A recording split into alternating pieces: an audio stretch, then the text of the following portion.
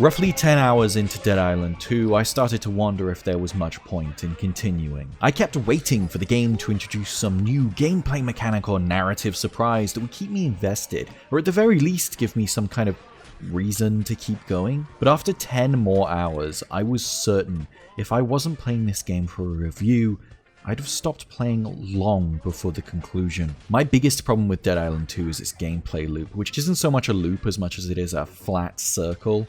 You get weapons, kill zombies, break weapons, get more weapons, repeat. And there's really nothing on top of that. It might sound like a dismissive way to criticize a game, but in Dead Island 2's case, the issue is that there's nothing outside of this loop to make it engaging or worthwhile. The game doesn't have an open world as many may be expecting. Instead, the map is segmented into 10 different locations that you can eventually fast travel between. Once you've completed the relatively short main story and mopped up the remaining side quests, all that's left to do is travel to one of these areas and kill indefinitely respawning zombies until you either quit the game or die of boredom. Is killing zombies fun at least? Yes, at first.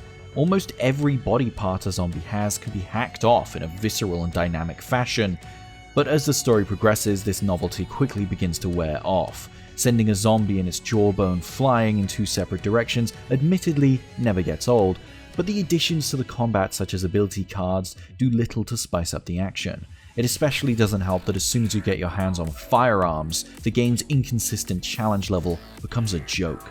Dead Island 2's weakest element, however, is its shambling story. At no point is the writing ever funny or witty enough to elevate the flimsy characters beyond their base concepts, and it's certainly never clever enough to play it off as satire.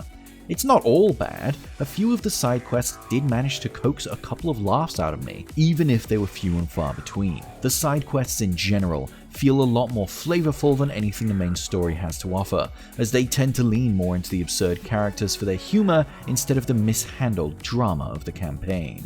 Speaking of which, I honestly cannot think of the last time I played through a campaign with design choices this uninspired. It's an endless loop of repetitive menial busywork punctuated by the character commenting on how menial the busywork is.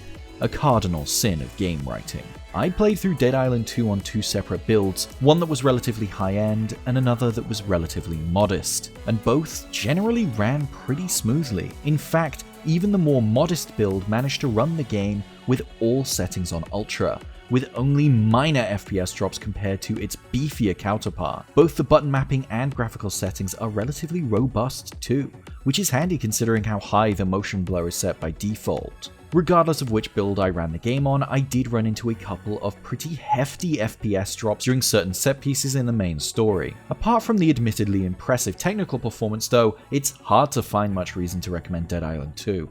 Although the combat feels responsive and intuitive, it sadly does little to compensate for the game's numerous shortfalls. Especially when that gameplay barely evolves through the game's 20-hour campaign.